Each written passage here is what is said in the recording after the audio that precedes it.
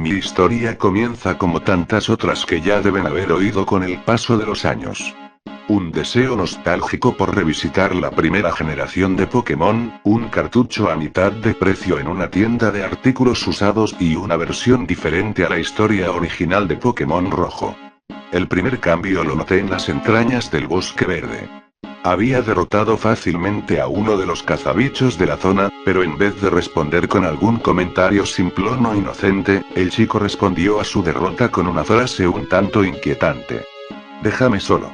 Ahora debo decidir si quiero permanecer aquí. Olvidado por la eternidad. Al igual que otras tantas historias, mi curiosidad me empujó a continuar el videojuego, aún sabiendo que algo andaba mal. Decidí enfrentar al resto de cazabichos del bosque para ver qué ocurría. Todos me respondieron con frases existencialistas similares. Si intentaba hablar una vez más con ellos, solo recibía el mayor de los silencios como respuesta. Mi siguiente paso fue enfrentar a Brock, el primer líder de gimnasio. Al tener un Charmander de Pokémon inicial, el duelo fue un tanto complicado, pero eventualmente terminé derrotándolo. Brock, a diferencia de los cazabichos o los entrenadores de su gimnasio, afrontó su derrota con una amarga sabiduría. He servido a mi único propósito. Ahora debo irme a buscar el descanso eterno. Acto seguido, el spray de su personaje salió del gimnasio, y pese a que lo busqué por toda la ciudad, él simplemente se había desvanecido, al igual que sus entrenadores a cargo. Por pura curiosidad volví al Bosque Verde y me encontré con el mismo panorama. Los cazabichos se habían ido, pero ¿a dónde? Mi camino hacia la segunda y tercera medalla fue similar. Mi triunfo parecía condenar a aquellos personajes no jugables a un destino incierto. El único que se mantenía en pie era mi rival, quien al ser derrotado respondía con la misma muletilla. Aún tengo un propósito para vivir. Como imaginarán, la respuesta a todas mis preguntas estaba en el pueblo sinónimo de leyendas urbanas, muerte y melancolía.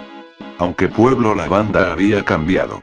La torre Pokémon aún permanecía allí, al igual que su centro Pokémon, pero el resto de edificaciones habían sido modificadas y en su lugar había un enorme árbol que cubría casi toda la pantalla. De este se desprendían raíces decoradas con lo que parecían ser calaveras. Una versión retorcida del jardín del Edén. Me sentí un poco inquieto y paranoico y continué rápidamente mi camino hacia la Ruta 10, donde tras acabar con los entrenadores que me rodeaban en aquella zona, descubrí que tanto ellos, como seguramente los cazabichos y líderes de gimnasio, se dirigían hacia Pueblo Lavanda. Mi duda sobre a quién pertenecían aquellas calaveras del enorme árbol fue resuelta. Eventualmente llegué al acto final del videojuego. El enfrentamiento con mi rival en la Liga Pokémon. El pobre Azul no tuvo oportunidad alguna con mi equipo al nivel 100. Tras derrotar a su último Pokémon, no apareció el profesor Oak a felicitarme, sino que Azul dio unos pasos hacia el lado derecho e izquierdo de la habitación, como si estuviese reflexionando, luego se acercó nuevamente a mi personaje. He tomado mi decisión. Solo espero que el silencio eterno calme mi alma. Tras esto, Azul abandonó el lugar y mi personaje caminó lentamente hacia el Salón de la Fama. Pero antes de entrar allí, un inesperado personaje detuvo su paso. Era Rojo. Mi mismo entrenador. Esta especie de clon, o espíritu suyo, o lo que sea, lo retó a un último combate.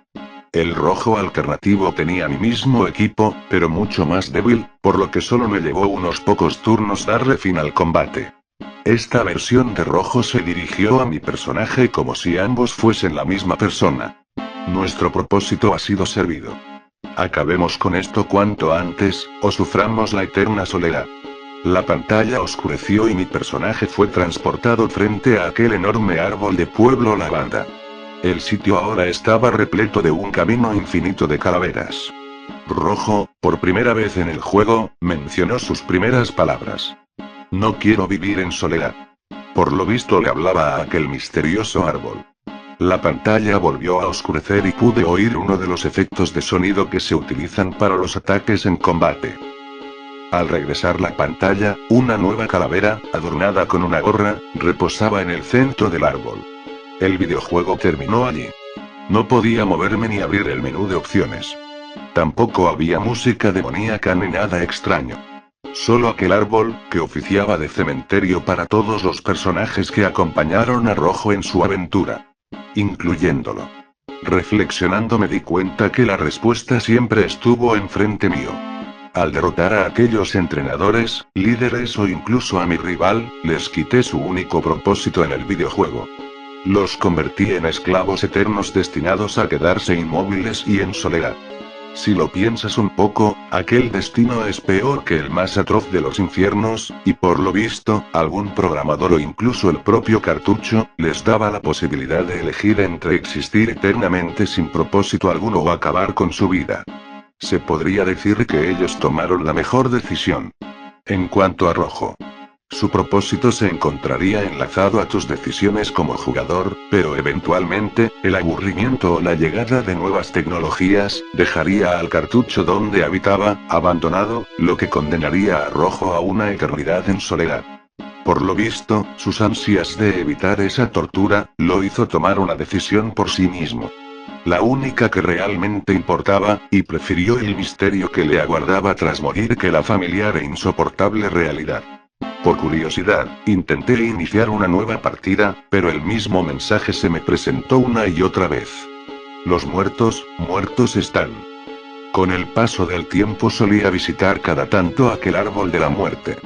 Por muy raro que suene, me daba cierta calma. Aunque, como todo en la vida, la batería de aquel cartucho terminó muriendo. Borrando de la existencia todo registro de aquel mundo.